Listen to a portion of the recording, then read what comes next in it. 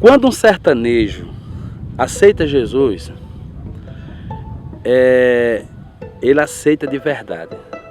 O sertanejo tem uma coisa interessante, ele foi criado e os pais educaram ele dizendo que ele é cabra macho. E quando o camarada diz uma palavra, ele tem que honrar, nem que seja com o fio do bigode, com o cabelo do bigode, mas ele tem que fazer valer a pena.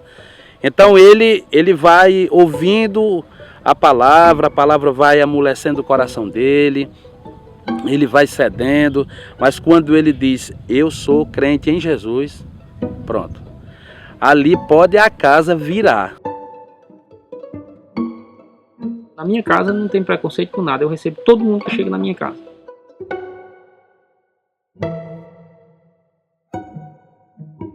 O maior desafio aqui tem sido a gente ir de casa em casa, de porta em porta, de localidade em localidade, que é como eles chamam as vilas aqui, ir nesses lugares e simplesmente conversar, sem criticar credo religioso, sem criticar a forma que vivem, nada. A gente só queria e só precisa conversar, só ter um relacionamento com eles.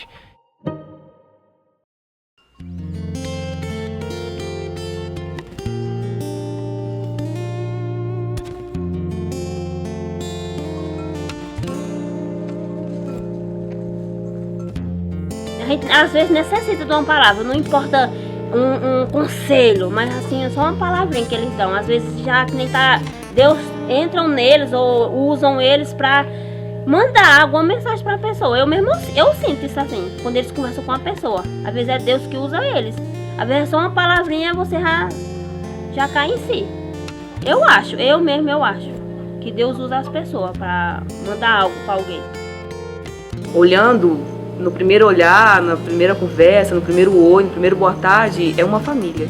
Uma família que você fala, meu Deus, quanto tempo eu demorei para conhecer essa família e quanto eles são felizes, completos, na simplicidade deles, no pouco que eles têm, que para eles é tanto que eles conseguem dividir, tanto que eles conseguem partilhar, tanto que eles conseguem amar e te colocar para dentro e falar, senta aqui, vamos conversar, você é de casa, quer um café, filha? Chama de vô, chama de vó, chama de tio, de repente você está inserido num contexto apaixonante que é impossível não amar e não falar por que eu demorei tanto para chegar nesse lugar. Fiquei surpresa assim, quando eu cheguei, tava cheio de gente na casa, né? Eu digo, gente, agora chegaram. Agora chegou foi a turma toda, mas quando eu entrei de carro, foi um susto, assim, que tava lotado, né? Eu digo, Virgem Maria. A família tava pouca, mas agora tem mais, né? É muito bom, é bonito demais, eu fico prazeroso de ver essas coisas. Como se diz, a pessoa visitar a casa da gente, pessoas que a gente nunca viu, é bom demais, né? Porque a pessoa pega novas amizades, né?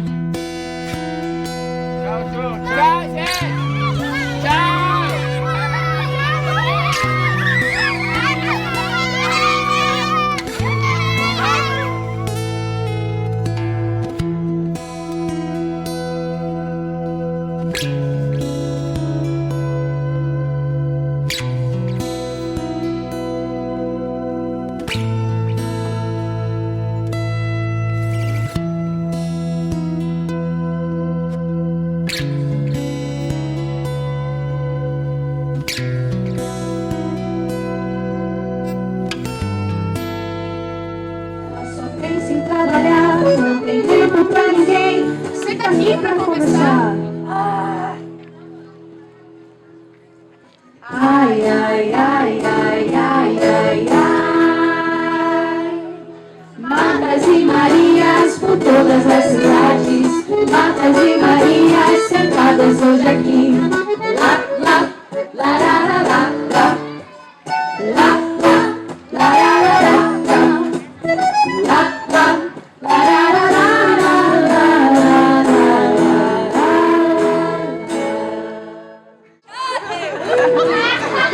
Eu preciso, meu pai! Eu tô aqui gorda por um xilinho sequer! Não tem um menino pra buscar pra mim lá na vendinha! Eu dá no menino! Eu lhe prometo que se o senhor me der esse menino, eu criarei ele nos seus caminhos e ele não vai se afastar! O nosso maior desafio foi que trouxemos uma peça que era voltada para a igreja.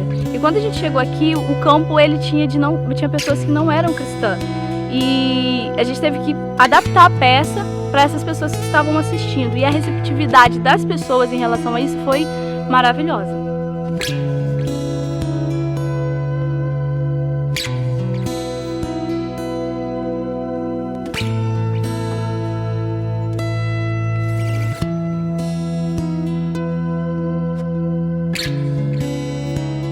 De repente você tá há um tempo, ó, sem ouvir um eu te amo de alguém. De repente você tá precisando de um abraço, ó, já tem tempinho. Mas hoje o Senhor, Ele quer te abraçar. Você pode perguntar, mas como? Aqui no meio da rua? Ué, Ele tá aqui, Ele faz do jeito que Ele quer, da maneira que Ele quer. Levar a galera pro treinamento no Nordeste foi muito maneiro. Primeiro que a terra é maravilhosa, o povo é super receptivo. Acho que acabou facilitando muito para os alunos terem essa abertura de poder entrar nas casas, conversar. A galera recebeu muito bem. Então, ao mesmo tempo que a gente se alegra em ver pessoas que estão se envolvendo, que estão se engajando, jovens que talvez nunca tiveram uma experiência simples de evangelismo, ter essa oportunidade naquela terra, foi fantástico. Só que ao mesmo tempo é meio desesperador, porque a gente sabe que muitas pessoas ali só são comandadas, na verdade, quando tem uma ordem e tudo mais. Acho que é o que a gente acaba impactando mais, é essa questão de pessoas acostumadas a receberem ordens, né, fazer as coisas, e de repente quando não tem essa ordem não fazem. É o que eles ficam pasmados, tipo, por que eu nunca fiz isso antes? Era tão simples sentar numa casa, conversar com alguém, era tão simples falar de Jesus, coisas pequenas, e o povo nunca fez isso, porque não... Dizem que não teve oportunidade, mas não era nem oportunidade, porque nunca se abriram a isso. A gente só queria e só precisa conversar, só ter um relacionamento com eles. E a gente precisa de gente assim, pessoas que queiram realmente conversar, entender que o ID não é você impor a sua filosofia. O ID é você chegar num lugar e você transformar aquele lugar a partir das suas ações. Então, essa foi a primeira visão que a gente teve assim, né? Existe a necessidade física?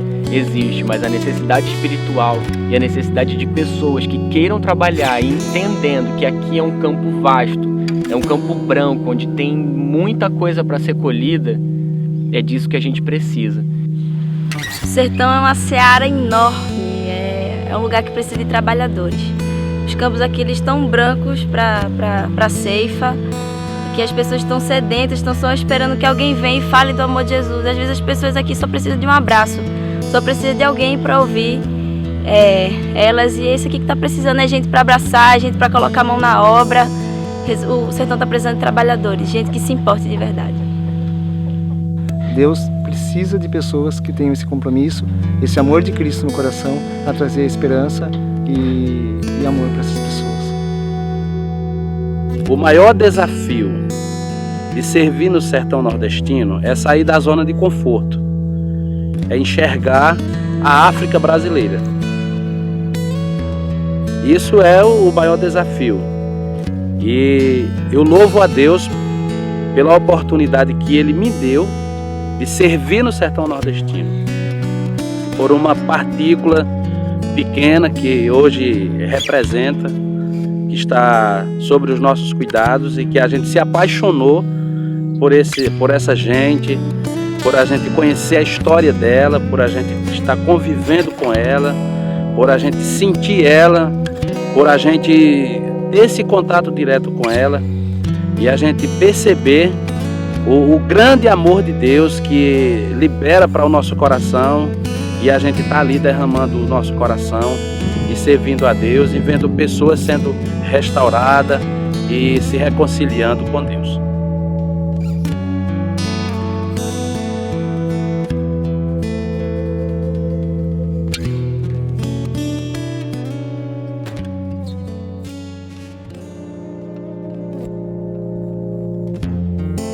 Aqui no Nordeste a religiosidade é muito alta. Então as pessoas têm uma certa barreira com o evangelho que chega de terno e gravata com a Bíblia na mão. O Instituto ele já tem essa ideia de construir o personagem para poder chegar nas casas, porque as pessoas recebem muito bem. Não é só as crianças, até mesmo os adultos, eles chamam para entrar nas casas, conversar, sentar, e assim a gente consegue falar sobre o amor de Deus sem barreira, livremente, ainda que eles tenham outro tipo de fé, outras crenças. Mesmo assim, a gente consegue, com o personagem, chegar nas casas das pessoas e falar livremente sobre o amor de Deus. A arte aqui no sertão é fundamental para abrir portas. O povo aqui já é receptivo por natureza, mas existem alguns lugares em que a receptividade talvez não seja tão grande devido a alguns fatores culturais aqui. Questão da tradição, e com a arte a gente chega aqui vestido de palhaço, as pessoas ficam muito mais abertas, muito mais receptivas, a mensagem se torna mais simples de ser transmitida. Talvez se a gente subisse num banquinho para pregar no microfone, talvez a receptividade não fosse tão maior quanto é hoje. Mas o que a gente tem visto aqui, nas peças que a gente tem pregado, tem sido uma receptividade muito boa. As pessoas têm entendido a mensagem, têm entendido aquilo que a gente quer transmitir. E a gente alcança todo tipo de público, de criança a idoso. Eles amam isso aqui, eles se identificam muito. Acho que vale a pena, de verdade. A primeira impressão que eu tive ao entrar nas casas foi a idolatria, né? Em relação à idolatria, porque em cada casa que a gente entrava tinha um altar imenso.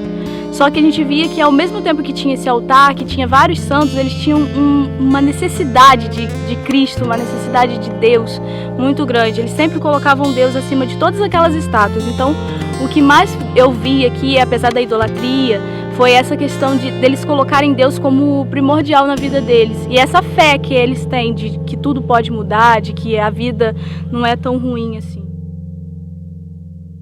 O que é que eu sou sem Jesus? Nada, nada, nada.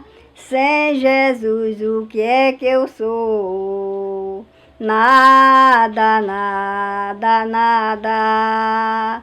O que é que eu sou sem Jesus? Nada, nada, nada.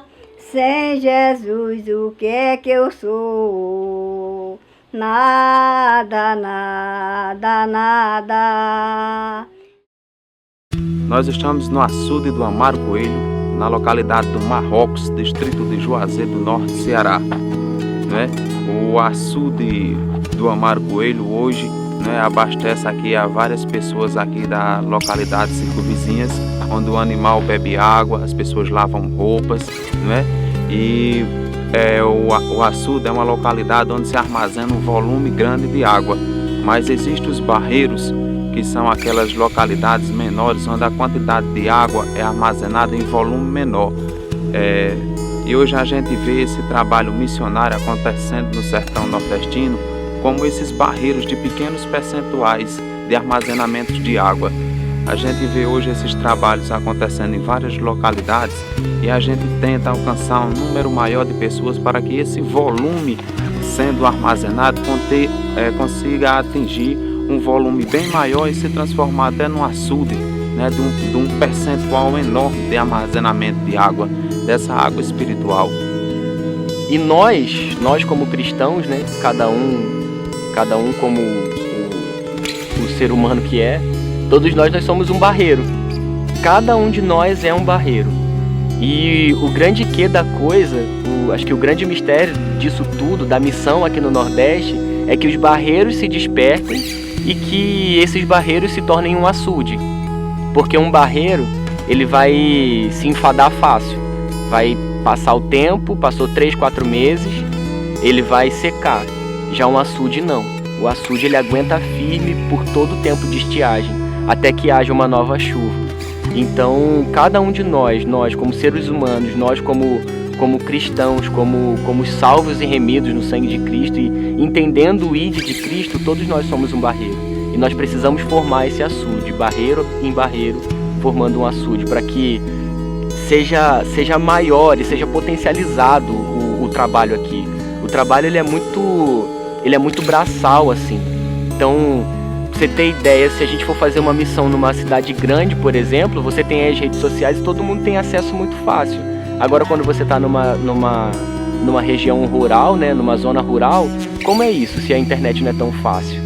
Então, o trabalho que você faz, ele não toma proporções, ele não vai se tornar um trabalho visto e conhecido e vir mantenedores não sei da onde para te ajudar e fazer e tal. Não, vai ser um trabalho bem braçal, um trabalho artesanal, assim. são coisas pequenas. E aí a gente compara mais uma vez o barreiro.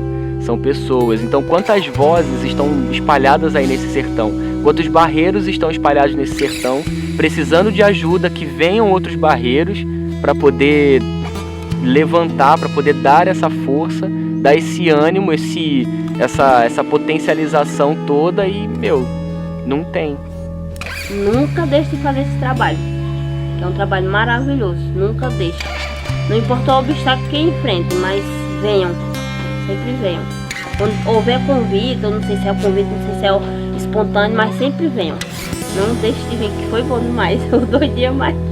Infelizmente foi pouco demais.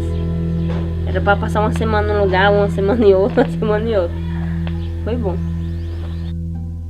Aí o velho lá, que é muito amigo meu, e o filho dele, né? E o seu Zé falou assim. Eu disse, seu Zé, o que é que tá fazer o quê? Vamos comprar o quê? Um chão? Aí ele disse, rapaz, eu acho que é um chão e vamos fazer uma igreja. Uma igreja de crente. Ele falou pra mim, né? Eu digo, se fosse mesmo. Se fosse, eu tava mesmo dentro. Não saía não. Aí ele foi e disse assim, pois vai ser. O pessoal que vinha aí, de pressinha, quando pensou que não, já chegou uma equipe de gente, foi com enxada, limparam tudo e... Eu sei que eu saí aqui, fui pro trabalho, que eu ainda estava trabalhando ali no curral. Quando eu cheguei, já vi, foi as tendas armadas lá. Eu digo, o negócio ali mudou. Aí já tava o som de menino pegando lá e tudo, né? Aí os meus aqui, nem o medo jantaram nesse dia. A Joana e João Pedro tirou, foi direto pra lá e pronto. Acho que se vocês tivessem arranchado ali, eles não vinham nem dormir em casa mais não. Não vinha não, porque ali dá uma aldeia.